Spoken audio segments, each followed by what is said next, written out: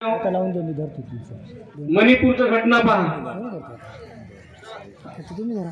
त्याच्यानंतर वेळ नाही, जास्त बोलत नाही. याच्यानंतर सुषमाताईंचा परिचय करून देण्यासाठी मी वीरेश सरांना विनंती करतो. त्यांनी ताईंच्या या ठिकाणी फास्ट परिचय करून द्यावा. हा राईट साईड.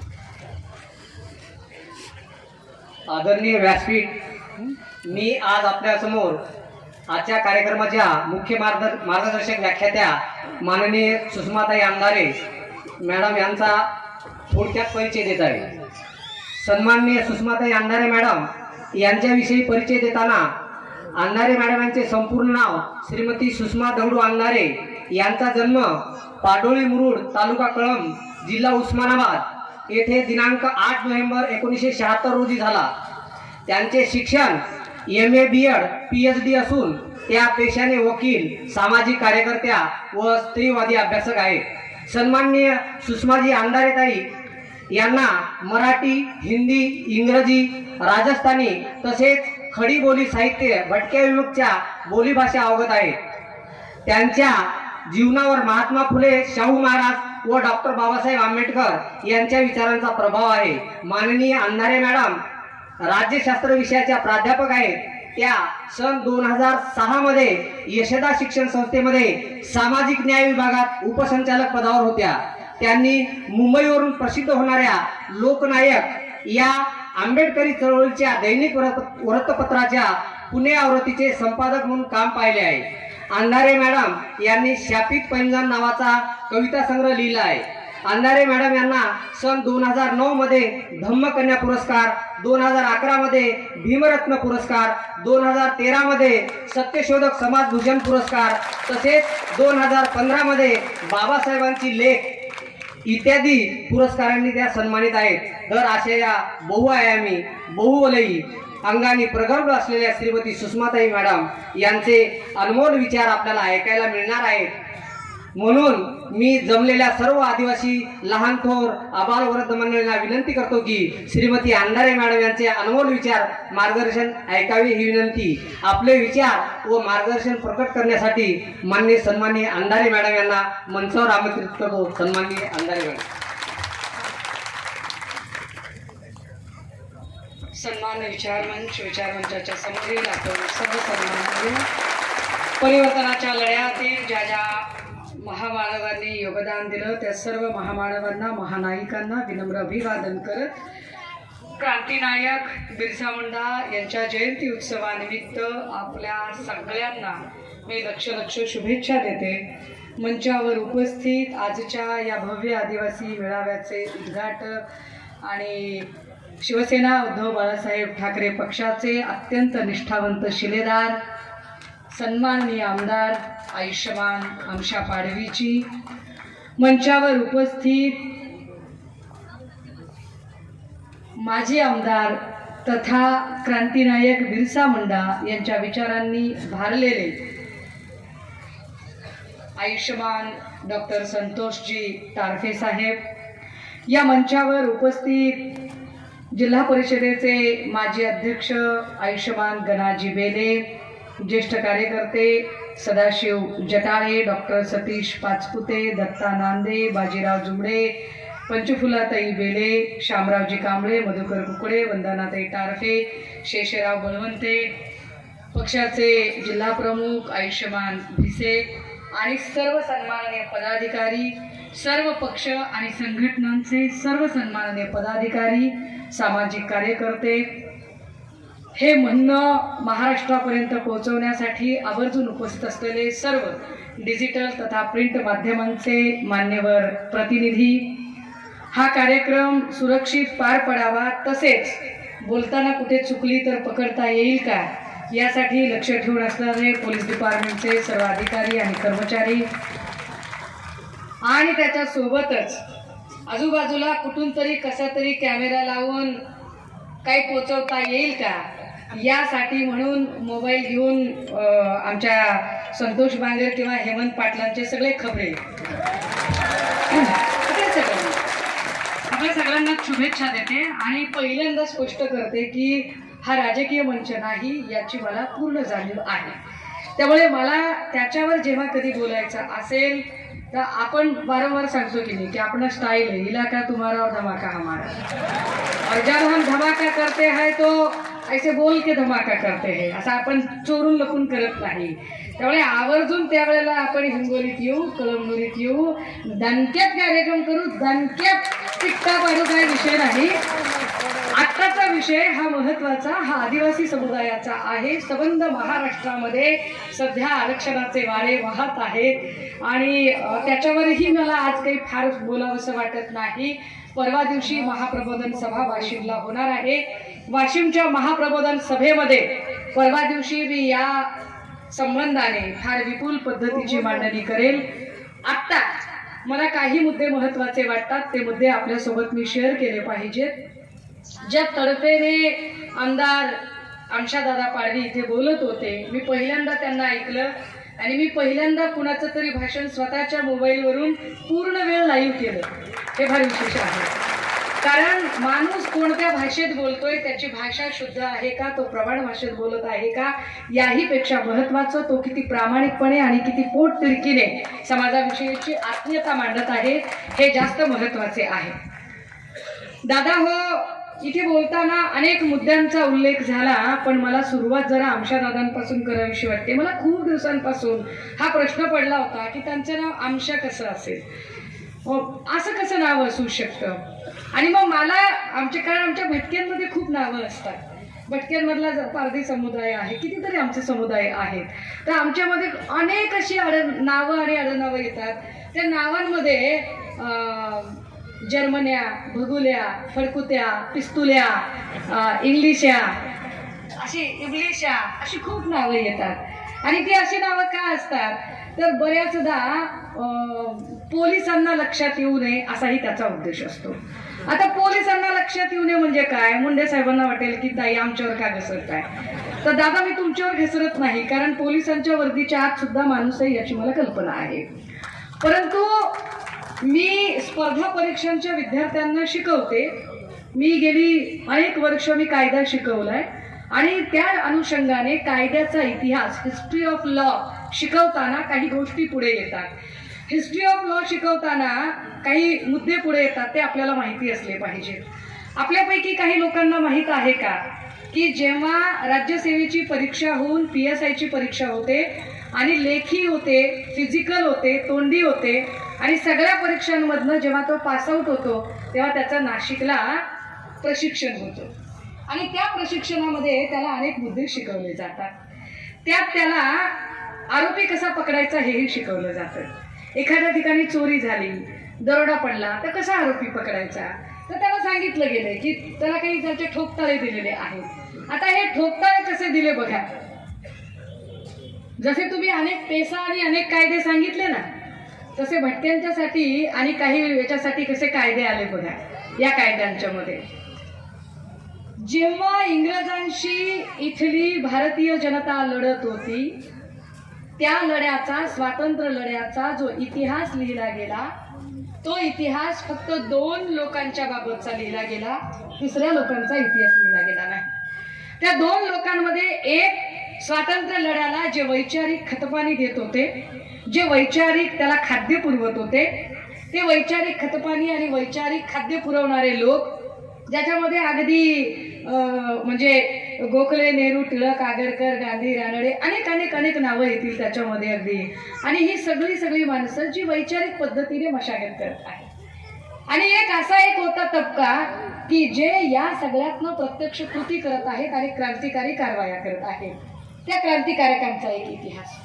पण एक तिसरा वर्ग होता की वैचारिक मशागत झाल्यावर क्रांतिकारकांना क्रांती लढण्यासाठी शस्त्रास्त्र आणि काही कुमक पुरवठा करणं गरजेचं होतं आणि तो शस्त्रास्त्र आणि कुमक पुरवठा करणारे लोक कोण होते. अशा लोकांचा इतिहास आला नाही, उलट त्या लोकांना आजही सफर व्हावं लागलं. 1871चा गुन्हेगार जमाती कायदा, त्या कायद्यामुळे सफर व्हावं लागलं. काय कायदा सांगतोय कायदा असं सांगतोय, आजही फौजदारची परीक्षा पास झाल्यावर नाशिकला ज्यांचं प्रशिक्षण होतं त्यांना 1871चा गुन्हेगार जमाती कायदा शिकवला जातो आणि कायदा शिकवताना त्यात शिकवलं जाते की जर तुला उद्या तू फौजदार झाला, अमुक ठिकाणी तू तुझी ड्युटी करायला लागला आणि तिथे जर चोरी झाली, दरोडा पडला, काही झालं तर संशयित आरोपी म्हणून कुणाला पकडायचं, तर संशयित आरोपी म्हणून आधी आजूबाजूला बघ तुझ्या ज्युरिडिक्शन मध्ये पारदेची घरं आहेत का, बेरड बेस्तराची घरं आहेत का, रामोशीची घरं आहेत का, आणि सरळ सरळ या सगळ्या समुदायांना त्रास देण्याचा, या सगळ्या समुदायाला, जो समुदाय कष्टाने जगू पाहत आहे त्याच समुदायाला पुन्हा एकदा गुन्हेगार पद्धतीने शिक्कामोर्तब करण्याचा प्रयत्न केला गेला. पण दादा हो, हे नीट समजून घ्या की ही लोक होती कोण आणि 1871चा कायदा होता काय. ही लोक ती लोक होती की ज्या लोकांनी, जे तुम्हाला जे कळतं की काकोरीचा कट रचला, इकडचा कट रचला, तिकडचा कट रचला, इंग्रजांची रेल्वे लुटली, इंग्रजांचा खजिना लुटला, इंग्रजांचं असं झालं तसं झालं, या सगळ्यांमध्ये जे क्रांतिकारकांना कुमक पुरवण्यासाठी ही जी सगळी माणसं होती, क्रांतिनायक बिरसा मुंडांच्या पासून अनेक लोक, ही जी सगळी माणसं होती, या सगळ्या माणसांनी इंग्रजांना सळो की पळो करून सोडले होते. त्या काळात व्हॉट्सअप नव्हता, मोबाईल नव्हता, लोकेशन ट्रेस करायची पद्धत नव्हती. मग कसं ट्रेस करायचं, तर ट्रेस करण्यासाठी इंग्रजांनी एक युक्ती काढली होती की या सगळ्या समुदायाला आयडेंटिफाय करून सांगितलं की तू नागपूरचा आहेस का, मग तू सकाळी एकदा हजेरी द्यायची, संध्याकाळी एकदा हजेरी द्यायची पोलीस स्टेशनला येऊन. मुंबईचा आहेस, सकाळी एकदा हजेरी, संध्याकाळी. संभाजीनगर सकाळी संध्याकाळी. व्हायचं काय त्याच्यामुळे, समजा एखादी घटना मुंबई पुणे भागात घडली आणि त्यावेळेला जर नागपूरचा माणूस त्या सगळ्या याच्यामध्ये, त्या क्रांतिकारी कारवाईमध्ये जर सामील असेल तर पटकन त्याला ट्रान्सपोर्टेशन नाहीये ना, तर तो कदाचित इकडून सकाळी हजेरी देऊन गेला असेल तर तो संध्याकाळी हजेरी द्यायला येणार नाही, कदाचित पुढच्या दिवशी तो हजेरी द्यायला येणार नाही. ज्या अर्थी तो हजेरी द्यायला गैरहजर आहे त्या अर्थी तो त्या कटामध्ये सामील आहे, त्या अर्थी तो तिकडच्या क्रांतिकारी कारवाईमध्ये सामील आहे. लगेच इंग्रज त्याला उचलण्याची कारवाई करायची. हे जे लोक लढले, हे लोक स्वतःची घरं भरण्यासाठी लढले नाही, हे लोक लढले या देशाच्या स्वातंत्र्यासाठी लढले. पण स्वातंत्र्याचा इतिहास लिहिताना अशा अनेक लोकांचा इतिहास लिहिलाच गेला नाही. उलट पक्षी आजही 1871चा त्यावेळेचा तो जो काही गुन्हेगारी जमाती कायदा, क्रिमिनल ट्राईब्स ऍक्ट ज्याला म्हटलं गेलं, तो क्रिमिनल ट्राईब्स ऍक्ट अजूनही शिकवला जातो. त्याचा परिणाम काय होतो की फौजदार होऊन बाहेर पडलेला जो मुलगा आहे तो एका प्रिजुडाइज्ड मेंटॅलिटी मध्ये वावरतो, एक पूर्वग्रह दूषित दृष्टिकोन तयार होतो मनामध्ये की अरेच्छा, मग चोरी झाली म्हटल्यावर आपल्या आजूबाजूला अमुक एका जात समुदायातला कोणी असेल तर त्यानेच चोरी केली असेल, दरोडा पडला तर त्यानेच केला असेल. आणि होतं काय, जी माणसं वर्षानुवर्ष शिक्षणाचा ध्यास घेत आहेत, समाजात जगण्याचा नवा नैतिक अधिकार प्राप्त करू पाहत आहेत. बाबासाहेबांनी आरक्षणाची व्याख्या 1930 मध्ये स्टेट्स अँड मायनॉरिटीज नावाच्या पुस्तकामध्ये सांगितली होती. स्टेट्स अँड मायनॉरिटीज म्हणजे संस्थाने आणि अल्पसंख्य समाज. ज्या काळात खूप संस्थानिक होते आणि एकीकडे अल्पसंख्य समाज होता, त्यावेळेला सरदार वल्लभभाई पटेलांनी संस्थानिकांचं खालसाकरण करताना सांगितलं होतं, संस्थानिकांचे काही अधिकार कमी करा आणि अल्पसंख्याकांना काही अधिकार द्या. संस्थानिकांचे अधिकार कमी केले तर ते थोडे खाली येतील, अल्पसंख्याकांना काही अधिकार दिले तर ते जरा वर येतील आणि सगळे एका लाईन मध्ये येतील, अशी ती व्यवस्था होती. आणि त्या व्यवस्थेला पुष्टी देताना बाबासाहेबांनी सांगितलं होतं, पिढ्यानपिढ्या ज्यांचे जगण्याचे अधिकार प्रस्थापित व्यवस्थेने नाकारलेले आहेत. दादा हो, नीट समजून घ्या, हे कोण सांगणार नाही. पिढ्यानपिढ्या ज्यांचे जगण्याचे अधिकार प्रस्थापित व्यवस्थेने नाकारले आहेत त्यांना ते अधिकार परत देऊन जगण्याच्या स्पर्धेत निर्धोकपणे उतरण्याचे स्वातंत्र्य. निर्धोक हा शब्द फार महत्वाचा आहे. जगण्याच्या स्पर्धेत निर्धोकपणे उतरण्याचे स्वातंत्र्य म्हणजे आरक्षण. नीट समजलं असेल, अजून एकदा सांगते, ज्या समुदायाचे जगण्याचे अधिकार नाकारले, कोणते जगण्याचे अधिकार, गावबंदी, स्पर्शबंदी, रोटीबंदी, लोटीबंदी, बेटीबंदी, ज्यांच्या स्पर्शाचा गावात विटाळ होत होता, ज्यांना पाणवठ्यावर यायला बंदी होती, ज्यांना सर्वसामान्यपणे व्यवहार लोकांशी करता येत नव्हते, अशा सगळ्या प्रकारच्या बंद्या उठवल्या जाव्या.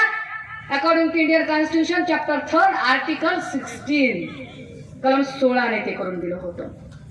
आणि ते अधिकार देऊन निर्धोकपणे धोका नाही झाला पाहिजे. निर्धोकपणे म्हणजे काय राजे हो, तर नीट समजून घ्या. अजूनही महाराष्ट्राच्या गावगाड्यामध्ये काही ठराविक जात समुदायातली लेकरं जेव्हा शिकतात, मोठी होतात आणि अमक्याचा नवरदेव घोड्यावरून वरात का काढली म्हणून ठेचून मारला जातो, अमक्याचा पोरगा मंदिराच्या पारावर कसा चढला म्हणून त्याला मारहाण होते, म्हणजे धोका होतोय. जगण्याच्या स्पर्धेत त्याला निर्धोकपणे उतरता येत नाहीये. बाबासाहेब आरक्षण म्हणजे काय म्हणतात, ज्यांचे जगण्याच्या स्पर्धेत निर्धोकपणे ज्यांना उतरू दिलं नाही. लक्षात घ्या, गरिबी हटावचा मेनू नाहीये हा. काय आहे, जगण्याच्या स्पर्धेत ज्यांना निर्धोकपणे उतरू दिलं नव्हतं अशा लोकांना ते वातावरण तयार करून देणं म्हणजे आरक्षण आहे. आणि ते आरक्षण म्हणजे काय, तर इकडच्या आयाबायांना अजून समजलं पाहिजे. सोपं करून सांगते, मास्तरी नाही ना मी, तर माझं काम आहे की तुम्हाला सोपं करून सांगणं. माया हो, एकाच आईचे 4 लेकरं असते, पण 4 लेकरामध्ये जर एक लेकरू आजारी असेल तर माय काय करते, माय 3 लेकराला जेवायला वेगळं वाढते आणि जे आजारी लेकरू आहे त्याला मांडीवर घेते आणि त्याला आपल्या हाताने भरवते. का, तर तो आजारी आहे, तो अशक्त आहे, त्याला बरं करायचंय, त्याला 3 लेकरासारखं त्याला धडधाकट बनवायचे, 3 लेकरासारखं त्याला हस्तखेळत करायचंय. याला दुजाभाव म्हणत नाही, याला एकत्रित आणणे आणि समतेचा विचार म्हणतात. तो समतेचा विचार बाबासाहेब. पण नंतर व्याख्या बदलत गेल्या, गोष्टी मागे पडत गेल्या. मला त्याच्यावर आज खरंच बोलायचं नाही. त्याच्यावर मी परवा दिवशी फारच व्यवस्थित बोलणार आहे आणि मी काही गोष्टी आज लिहिल्यात सुद्धा. कारण ज्या पद्धतीने आत्ता महाराष्ट्रात चालू आहे हे सगळंच आपल्याला भ्रमित करणारं वातावरण आहे. असो, या सगळ्यांमध्ये आज क्रांतीनायक बिरसा मुंडांचे जयंती उत्सव आहे. मला खूप आनंद झाला. मी आमशा दादांबद्दल बोलत होते की जसं मी म्हटलं की भटक्यांमध्ये अशी वेगवेगळी नावं, त्यांनाच विचारलं तुमचं नाव आमशा कसं आहे, ते म्हणले मी आमुषाला जन्मले. माझा जन्म अमावस्येला झालेला आहे, तरीही मी अमरसिंग वगैरे असं लिहावं म्हणलं, पण आमशा जे पडलं ते आमशाच राहिलं रे कळला. दादा हो, आपण किती मागे आहोत याचं हे प्रमाण आहे की अरे तुमची घरं भारी झाली, तुमच्या प्रवासाची वाहनं भारी झाली, अरे तुमच्या मोबाईलचे कव्हर सोन्याचे झाले, आमचं साधं नावही अजून भारी झालं नाही. आम्ही इतके मागे आहोत म्हणून आम्हाला गरज आहे अधिकाराची. आम्हाला ते अधिकार हवे आहे, कारण अजूनही आम्ही जगण्याच्या स्पर्धेत निर्धोकपणे उतरू शकत नाही. मला भारी वाटलं त्यांनी सांगितलं तर की तुमच्या चोपडीत असेल, माझ्या खोपडीत आहे. आमचं जगणं आहे ना राजे हो. बरेच जण म्हणतात, म्हणजे भाजपचे लोक मला ट्रोल करताना कसे लिहितात, भाई लय रगेल भाषेत बोलते. हो, बोलते मी रगेल भाषेत, माझ्या बोलण्यात रोग आहे, बिलकुल रोग आहे माझ्या बोलण्यात, कारण माझ्या जगण्यात धग आहे. मी धगीचं आयुष्य जगून आले. माझ्या जगण्यात धग आहे, ती धग माझ्या बोलण्यात रग म्हणून बाहेर पडते. मी भूक काय आहे बघितली, मी गरिबी बघितली आहे. मी 2 वेळचा जेवणाचा डबा एकच वेळेला लावून तो अर्धा डबा खाऊन माझं शिक्षण पूर्ण केलंय. मी तिथून आलेली आहे. मी कुठून आली आहे, जिथं डोनेशन, म्हणजे लोक फार सांगतात की 40% असलं काही नसतंय बरं का दादा हो. मेरिटची पोरगी आहे मी, कधी आरक्षण आयुष्यात घेतलं नाही, घेण्याची कुवत असतानाही आरक्षण घेतलेलं नाही. मेरिटवर आलेली आहे आणि मेरिटवर आल्यानंतर जेव्हा नोकरी मिळत नव्हती आणि डोनेशनला पैसे नव्हते, मला आजही आठवतं, लातूरच्या तिकडे जवळ एक काटगाव तांडा आहे, जवळा बाजारच्या जवळ. त्या काटगाव तांड्याच्या आश्रमशाळेवर मी गेले होते आणि तिथे जागा होती, स्वयंपाकीन पाहिजे. मी त्यांना 3000 रुपये नोकरी. मी त्यांना म्हटलं मी तुमच्याकडे स्वयंपाकींचा मुलाखत द्यायला आले. त्याने माझे डॉक्युमेंट बघितले, त्याच्या डोळ्यात पाणी आलं. तो मला अहो नको हो म्हणला, एवढ्या शिकलेल्या माणसाला आम्ही अशी नोकरी द्यायची का. मी त्याला म्हणलं दादा अहो घ्या हो, मला गरज आहे. तू म्हणले अहो पण आमच्याकडे फक्त 5वी 7वी पास लागते. म्हणलं बाकीचे सगळे कागद मी काढून घेते, फक्त 7वी पास लागते, पण द्या एवढी नोकरी, मला गरज आहे त्या नोकरीची. ती नाही म्हणाला, अहो दादा मी चुलीवर स्वयंपाक करू शकते हो, मला तुम्ही लाकडं सुद्धा देऊ नका. गौऱ्या काय सरपंच त्याच्यावर मी स्वयंपाक मला करता येते, गरिबीतून आलेली कुरे, मला नोकरी पाहिजे. का, कारण मी कॉलेजच्या डोनेशनचे पैसे देऊ शकत नाही, संस्था चालक माझा कुणी लागता जोगता नाही. ही फॅक्ट आहे.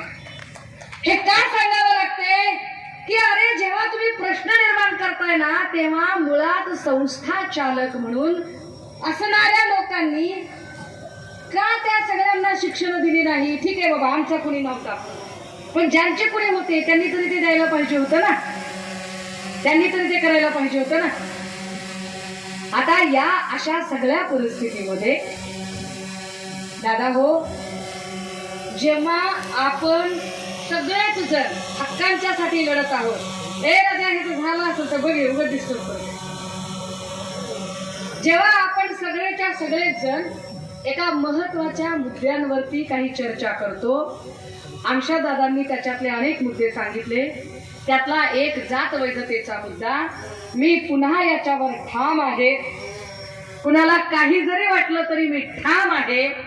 बोगस जात प्रमाणपत्र काढून ओरिजिनल भटके, ओरिजिनल आदिवासी, ओरिजिनल असणाऱ्या माणसांचे हक्क कुणी मारत असेल तर त्याला ते हक्क मारू दिले जाणार नाहीत. हिवाळी अधिवेशनात अशा बोगस जात प्रमाणपत्र असणाऱ्या केसेसवर कारवाई व्हावी यासाठी आम्ही हिवाळी अधिवेशनातही हा मुद्दा पुन्हा एकदा लावून धरू आणि त्या मुद्द्यावर आम्ही ठाम आहोत. एक दुसरा मुद्दा इथे सांगितला होता की जात वैधता प्रमाणपत्राशिवाय आवेदन पत्र स्वीकारू नये. जात वैधता प्रमाणपत्राशिवाय आवेदन स्वीकारू नये असं दादा आपण म्हणताय, पण आता जात वैधता प्रमाणपत्रांबद्दल सुद्धा शंका निर्माण होत आहेत. कारण काय पद्धतीने राजकारण होतं हे सोलापूरच्या खासदारांचं प्रमाणपत्र बघितल्यावर किंवा अमरावतीच्या नवनीत राणांचं जात प्रमाणपत्राच्या प्रकरणी काय झालं हे आपण सगळ्यांनी बघितलं आहे. आपल्या समोर उदाहरणं आहेत ही सगळी, आणि हे सगळे ओरिजिनल लोकांचे हक्क मारण्याचे प्रकार आहेत. एक तिसरा मुद्दा इथे सांगितलेला होता की विलंबास प्रतिबंध असेल तर अधिनियम 2005 सेवा हमी कायदा लागू करावा. अलबत्त तो लागू झाला पाहिजे. According to Indian constitution chapter 4 article 44 भारतीय राज्यघटनेच्या 4थ्या प्रकरणातल्या मार्गदर्शक तत्वात असे सांगितले आहे की state should be take care of each and every's bread and butter. राज्याने प्रत्येकाच्या रोजीरोटीची काळजी घेतली पाहिजे. जो शिकलेला आहे त्याला नोकरी द्या, ज्याला नोकरी नाही त्याला उद्योगधंद्यासाठी भांडवल द्या, ज्याला भांडवल मिळत नाही त्याला रोजगार हमी योजनेचं काम द्या, ज्याला तेही मिळत नाही त्याला बेरोजगारीचा भत्ता द्या. पण राज्यात कुणी उपाशी मरता कामा नये याची काळजी सरकारने घेतली पाहिजे, हे लक्षात येऊ द्या दादा हो. पण त्याला जोडूनच अजून एक गोष्ट नीट समजून घ्या. 2014चं सन्माननीय पंतप्रधानांचं एक भाषण आठवा. त्यात ते असं म्हण, आणि कृपया सगळ्याच पक्षाच्या लोकांनी, आपण पहिल्यांदा आदिवासी आहोत, आपण इथे पक्षीय राजकारण नाही, आपण आपल्या लोकांना समजावून सांगत आहोत. आणि पंतप्रधान एका पक्षाचा नसतो, तो देशाचा असतो. सन्माननीय पंतप्रधानांनी 2014ला असे म्हटले होते की बहुत सालों से कांग्रेस ने मुफ्त की रेवड़ी बांटी है, हम मुफ्त की रेवड़ी नहीं बांटेंगे. वाक्य काय होतं? हम मुफ्त की रेवड़ी नहीं बांटेंगे. दादा हो, एक फार चांगली म्हण आहे की तुम्हाला खरंच पुण्यकर्म करायचं असेल तर एखाद्याला मासे पकडून देऊ नका, तर मासे पकडायचे कसे याचं स्किल शिकवा. तर स्किल शिकवणं जास्त गरजेचं आहे. सध्या काय होतंय बरं? ज्यांनी म्हटलं की हम मुफ्त की रेवडी नहीं बाटेंगे ते प्रत्येक सणाला तुम्हाला आनंदाचा शिदा या नावाखाली 100 रुपयाचे किट देत आहे. याचा अर्थ कळतोय का तुम्हाला?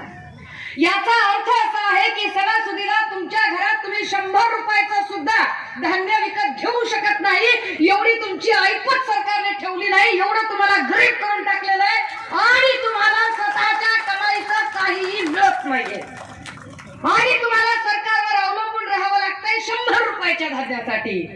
त्यातही 1 किलोचा रवा आता येत नाही, तो अर्धा किलोचा, काही ठिकाणी त्याच्यात पण 100-200 ग्रॅम कमी दिला जातोय. काय पद्धतीचं राजकारण आहे दादा. त्याच्याही जरा पुढे जाऊन बघा की जेव्हा आता सांगितलं गेलं की नोकरीचा प्रश्न फार वाईट आहे, अजूनही एसटी मधल्या अनेक जागा भरलेल्या नाहीत. हीच परिस्थिती ओबीसी मध्येही आहे की ओबीसीतल्या काहीच कम्युनिटींना लाभ मिळतात, पण जे अत्यंत तळागाळातल्या मायक्रो ओबीसीज आहेत त्यांचं काय? ज्येष्ठ लेखक लक्ष्मण गायकवाड यांनी काही मुद्दे मांडले. त्या मुद्द्यांमधला आवेश आणि त्यांचा राग हे बाजूला ठेवूया, पण त्याच्या मुळाशी असणारी एक महत्वाची गोष्ट की अरे मायक्रो ओबीसींचं काय, भटक्यांमधल्या अशा कित्येक जाती आहेत की ज्या जातींमध्ये जन्मानंतर मृत्यूनंतर दहन विधी होत नाही, दफन विधी होतो, पुरली जातात माणसं, पुरावी लागतात. आता माणसं पुरली जातात, पण भटक्यांची परिस्थिती इतकी वाईट आहे की जन्मभर भटकंती केल्यावर मेल्यावर पुरायचं कुठं, त्यांना साधी स्मशानभूमी मिळत नाही. त्यांनी आरक्षणाचे मोर्चे काय काढावे, काय गरीब जनता आहे ते आरक्षणाचे मोर्चेच काढू शकत नाही. कुवत नाहीये, त्यांची क्षमता नाहीये, पैसा नाहीये, संख्या नाहीये. मी तुम्हाला एक सहज उदाहरण सांगते. देवेंद्रजी मुख्यमंत्री असतानाच साक्री धुळ्यामध्ये 5 भटक्यांची माणसं ठेचून ठेचून मारली, मुलं पळवणारी टोळी समजून. काय परिस्थिती झाली, 5 जणांना ठेचून ठेचून मारलं आणि महाराष्ट्र सरकारने अर्थात फडणवीस आणि या सगळ्यांनी सांगितलं की मृतांच्या नातेवाईकास 5 लाख रुपयाची नुकसान भरपाई. त्यांचा रेट ठरलेला आहे, मेलेल्याला 5 लाख रेटच ठरलाय त्यांचा की 5 लाख. ज्याला 5 लाख पाहिजे त्यानं मरायचं, बस विषय संपला. हा, समृद्धीत मर, कुठं बी मर, चंद्रात चिंगरीत मर, समृद्धीत मर, पुरात मर, ऍक्सिडेंट मध्ये मर, माझ्या कार्यक्रमात ही गरमीत मर, हा तुला 5 लाख रुपये देतो. काय वाईट आहे परिस्थिती. मरण्याचे 5 लाख, जगण्याचे किती, जगण्याचे पैसेच नाही, जगण्याची किंमतच नाही. दादा हो, 5 लाख रुपये मृतांच्या नातेवाईकास देतो असं म्हणाले. सगळं झाल्यानंतर नातेवाईक गेले तेव्हा महाराष्ट्र सरकारने सांगितलं घटना घडली खरं आहे, माणसं मेली खरं आहे, माणसं मेली वाईट झालं, परंतु तुम्ही कागदपत्र दाखल करा. कागदपत्र दाखल केल्यावर सांगितलं की तुमचे जे कागदपत्र आहेत त्याच्यावर जे रहिवासी आहे ते महाराष्ट्रातलं नाही, ते कर्नाटकाचं आहे. कारण सोलापूरच्या पलीकडे अकोलकडच्या पुढची माणसं होती, ती म्हणले ती तिकडचं आहे म्हणले, त्याच्यामुळे आम्ही भरपाई देऊ शकत नाही, कर्नाटक सरकारकडे जा. ती बिचारी सगळी भोळी जनता गेली कर्नाटक सरकारकडे. कर्नाटक सरकारने सांगितलं माणसं मेली खरं आहे, घटना घडली खरं आहे, झालं ते वाईट झालं आणि तुम्ही माणसं पण आमची आहेत हे पण खरं आहे, पण तुम्ही आमच्या इथं मेला नाही, तुम्ही तिकडं मेलात, आम्ही कसं द्यायचं, काय करायचं, काय करायचं अशा लोकांनी. हे लोक मोर्चे काढू शकत नाही, हे लोक सरकारवर दबाव आणू शकत नाही, हे लोक आंदोलन करू शकत नाही. या लोकांची कुवत कमी आहे, ताकद कमी आहे. यांचा कोणी आमदार नाही, यांचा कोणी खासदार नाही, यांचा कोणी मंत्री नाही, यांचा कोणी महापौर नाही, यांचा कोणी नगराध्यक्ष नाही, यांचा कोणी सभापती नाही, यांचा कोणी मार्केट कमिटीला नाही. अरे त्यांनी कसं जगायचं आणि त्याच्यावर काय कोण बोलत नाही. त्यामुळे आमच्या दादा तुमचं विधिमंडळात असणं हे अत्यंत महत्वाचं आहे. भाषा काहीही असली तरी यू आर आवर व्हॉइस, तुम्ही आमचा आवाज आहात. बिन चेहऱ्याच्या माणसांची तुम्ही ओळख आहात, पण आमच्या दादा तुम्ही एकट्याने असून पुरत नाही, तुमच्या जोडीला अजून कोणीतरी लागतंय आणि म्हणूनच डॉक्टर संतोष टारफेंना इथून पाठवावंच लागते, पाठवावंच लागते. तवा एकाला दोघं जोडीनं काम करते. आता डॉक्टर संतोष टारफेंची बी मोठी अडचण, म्हणजे नाही तुम्ही मिशी काढायचं काय बोलत नाही, ती चांगली गोष्ट आहे, हे असं बोलणारी लोक वेगळे असतील जाऊद्या. पण ते काय इकडं काय लय काय काय लागते, दारूचे ठेके, काय वाळूचे ठेके, मटक्याचे ठेके, अवैध धंदे, असलं बी काय काय करावं लागते. पण आपल्याला काही त्याच्यातलं कळत नाही लय काही. पण म्हणजे मला ते आठवतं एकदा की मी चांगलं गणित शिकवायला लागले तर ते म्हणे असलं गणित काय कामाचं नसते, तुम्हाला गणित येत नाही. अरे मी म्हटलं अरे बे क बे बेदुने 4 बेत्रिक 6 नाही, असलं गणित जमत नाही. मग गणित कसं आलं पाहिजे, गणित तेच खरं जे इकडच्या काही लोकप्रतिनिधींना जमतंय. एकाकड छक्का, दुरीकड सत्या, तिरीकड आट्या, चौकाकड नौका, पंजाकड दशा, मेंढीशी मेंढी, ओपन जेऊ देना, झोपू देना. कसं व्हायचं. माया हो, पिण्याखाण्याचा विषय निघाला, व्यसनांचा विषय निघाला. मला तेच फक्त मुद्दे आणि तुमच्यासाठीच्या योग्य ते मुद्दे मांडायचे आहेत. का बोलते इतकं मी? होय माझा कर्मकांडाला विरोध आहे, होय माझा अंगात येण्यावर विश्वास नाही. मी वारंवार सांगते मी प्रबोधनकार ठाकरेंचा विचार मांडणारी आहे. माझा करणी भानामती, जादू टोना, अंगारे धुपारे असल्या कुठल्याही गोष्टीवर अजिबात विश्वास नाही. तुम्हाला बकरी खायची तर खायचीच म्हणून सांगा, देवाच्या नावावर कापण्यात काय आपलं नाही. आपलं क्लिअर म्हणणं आहे. खायचं तर खा की, देवाचं कशाला नाव बदनाम करताय त्याच्यामध्ये. माया हो, आपल्याला जर सुधारायचं असेल तर पहिल्यांदा आपल्याकडची व्यसनाधीनता निघाली पाहिजे. राज्य पातळीला मी एक मोठा ड्रग्ज आणि अंमली पदार्थ विरोधातला लढा लढते सध्या. पण तो लढा लढतानाच माझ्या गाव खेड्यातल्या सगळ्या आया बहिणी आणि सगळ्या बहीण लेकी या सगळ्यांच्या घरातलं व्यसन संपलं पाहिजे असं मला वाटतंय. पण मी तुम्हाला बोलते म्हणजे ह्यांना सुट्टी आहे असं अजिबातच नाही. मी हे का सांगते, कारण एक नीट समजून घ्या, टेलरच्या लेकराला शिकवावं लागत नाही काजा बटणं कसे करायचे आणि हात शिलाई कशी करायची. पोरगं बघून बघून शिकतंय, बघून बघून शिकतंय. एखादं सुंदर माठ बनवणारा, रांजण बनवणारा असेल ना कुंभार, तर त्याच्या लेकराला शिकवावं लागत नाही चाक किती गतीनं फिरवायचं आणि कधी थांबवायचं. लेकरू बघून बघून शिकतंय. कासाराच्या लेकराला बाईचा हात हातात घेतल्याबरोबर बांगडीचा गाळा 1.5चा का 2चा हे लेकरू बघून बघून शिकतंय. आणि ज्याच्या घरात बाप रोजच 30, 60, 90 घेऊन येतंय, त्याच्या घरातल्या लेकराला पाण्याची घ्यायची का बिन पाण्याची घ्यायची शिकवावं लागत नाही. पोरगं बघून बघून शिकतंय. दादा हो, तुम्हाला पिढी घडवायची का नाही हे तुमच्या हातात आहे. तुकोबाराय म्हणतात, अरे म्हणता कारे येते, पेराल ते उगवते. तुमची पेरण कशी आहे त्यावर तुमची उगवण अवलंबून असणार आहे. लावताल रताळे मागताल केळे तर जमणार नाही. आणि आपल्याला सांगायला कोणी बाहेरून येणार नाही. आमच्या दादाने जसं सांगितलं की आपल्या खानदानात कुणी राजकारण करणारं नव्हतं, आपल्याला राजकीय वारसा नव्हता, आपल्याला कुणी गॉडफादर नव्हता. ते उद्धव साहेबांसारखी काही सरळ साधी माणसं असतात जी माणसं अशा गुणी लोकांना ओळखतात आणि त्यांना जागा देतात. आणि म्हणून आपण विधिमंडळात जाऊन बोलू शकतो, म्हणून आपण काही करू शकतो. अन्यथा आपल्यासारख्याचा लाग नाही, आपल्यासारख्याची ताक नाही, 10-5 कोटी आपण काय खर्चू शकत नाही. ही आपली अवस्था आहे. आणि एवढ्यात ना आपण कसे तरी शिकतो आणि आपण पुढे होतो. त्यावेळेला एखादा मस्तवान खासदार पुढे येतो आणि निव्वळ आदिवासींचा डॉक्टर आहे म्हणून त्याला शौच साफ करण्याची मगरुरी त्याच्या अंगात येते. ही मगरुरी येते कुठून? ही मगरुरी जातीमुळे येते, पदामुळे येते की पैशामुळे येते? वाकोडे नावाच्या डॉक्टरच्या ऐवजी जर तिथे कुणी अजून वेगळा डॉक्टर असता तर खरंच खासदार हेमंत पाटील तसंच वागले असते का? हेमंत पाटलांच्या अंगात इतकी मस्ती येते कुठून की हेमंत पाटलांनी आमच्या आदिवासी भावाला शौच साफ करायला लावावा. आणि बाबासाहेबांनी दिलेल्या अधिकारामुळे तो शिकू शकला, तो डॉक्टर झाला. तो डॉक्टर झाला, तो शौच साफ करायला नाही, तो डॉक्टर झाला, तो नांदेड जिल्ह्यातल्या प्रत्येक रुग्णाची रुग्णसेवा करायला. ती त्याची ड्युटी होती आणि ती ड्युटी त्याने अत्यंत प्रामाणिकपणे पार पाडली होती. रिपोर्ट सांगतात, चौकशी समितीचे अहवाल सांगतात की हाफकिन इन्स्टिट्यूटचं गेल्या वर्षीचं जवळपास फार मोठं जे देयक बिल होतं, 200च्या आसपासचं आहे, 200 कोटीच्या आसपासचं, हे देयक बिलच दिलं नाही, ज्यामुळे हाफकिनने औषध पुरवठा केला नाही. त्याच्यामध्ये त्या आदिवासी डॉक्टरची काहीच चूक नव्हती. पण भाजपच्या 3ऱ्या-4थ्या फळीतली कुणीतरी एक अक्रस्ताळी बाई तिथे गेली आणि ती अक्रस्ताळी बाई सांगायला लागली की या सगळ्या बायका औषधच घेत नाहीत म्हणून मेल्या. काय वाईट आहे, काय निर्लज्जपणाचं स्टेटमेंट आहे.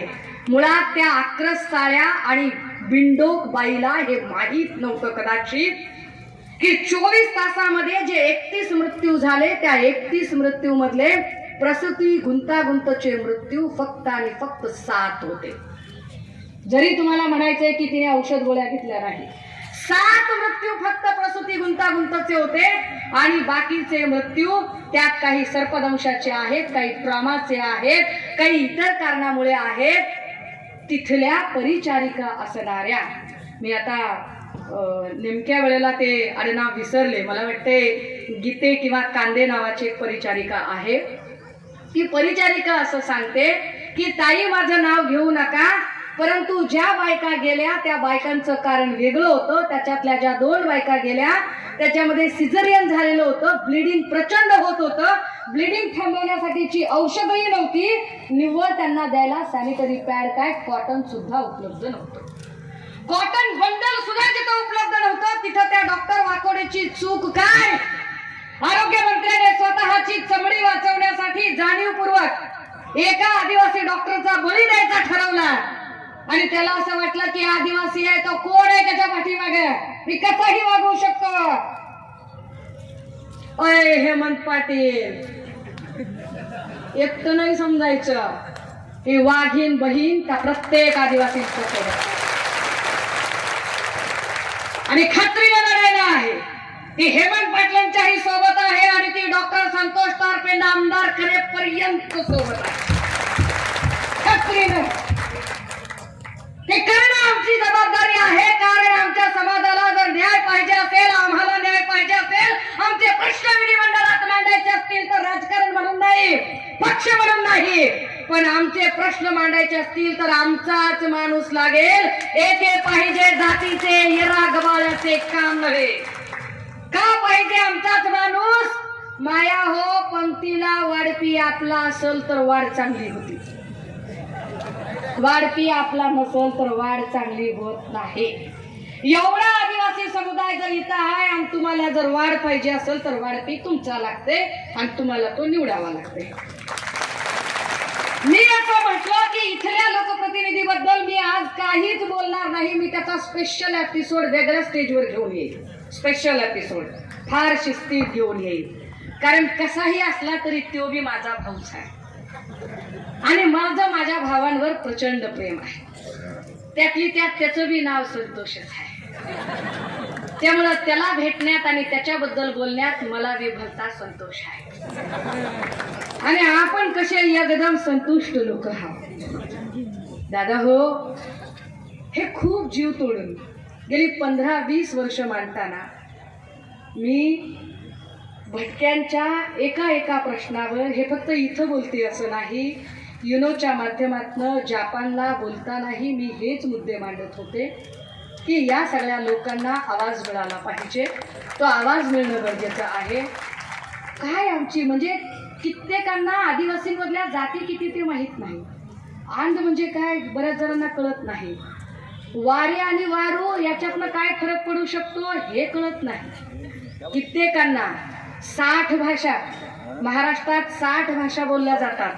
60 पैकी 40 भाषा या निव्वळ आदिवासी समुदायातल्या भाषा आहेत. आदिवासी आणि भट म्हणजे आमची केवढी मोठी संस्कृती आहे, केवढं मोठी परंपरा आणि ऐश्वर्य आहे. पण ती परंपरा आणि ऐश्वर्य आम्ही जपत नाही. कारण आमच्यातले काही शिकलेले लय शेंड्या वर्षाने होतात आणि त्याला आपल्या भाषेत बोलायला लाज वाटते.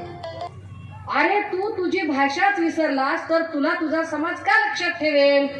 तू तुझी भाषा आणि संस्कृती विसरलास तर तुला तुझा समाजही विसरून जाणार आहे. तुला तुझ्या भाषेत बोलता आलं पाहिजे. सुषमा अंधारे किती भी शिकली कुठे भी गेली, मेरे को मेरे भाषे में बोलने आवता, मैं मेरे भाषे में बोलती, येडेनच बोलती ऐसा बिल्कुल नहीं. महाप्रबोधन यात्रे के पहले समय में भी मैं मेरेच भाषे में बोलली थी. मला माझ्या भाषेत येतो बोलायला. मला प्रत्येक भाषेमध्ये आणि मला माझा नाद आहे की माझ्या भटक्यांच्या भाषा जपल्या पाहिजेत. म्हणजे अगदी गोरमाटांमध्ये जरी मी बोलायला लागले तर मग तमारी छोरीचं, तमार मारी नाळ येतचं, तमार मारे समस्या येतचं, तमार मारे कॅटेगरी येतचं. हा तुम्ही भेटांनी बोलायसाठीच खास आहे. हे कळलं पाहिजे. ही हृदयीचे ती हृदयी, ती नाळ आपली जुळली पाहिजे. दादा हो, हे का करणं गरजेचं आहे? मी का डॉक्टर संतोष टारफे किंवा आमशा पाडवी या सगळ्यांबद्दल बोलते? त्याचं एक महत्त्वाचं कारण इथे सांगेल.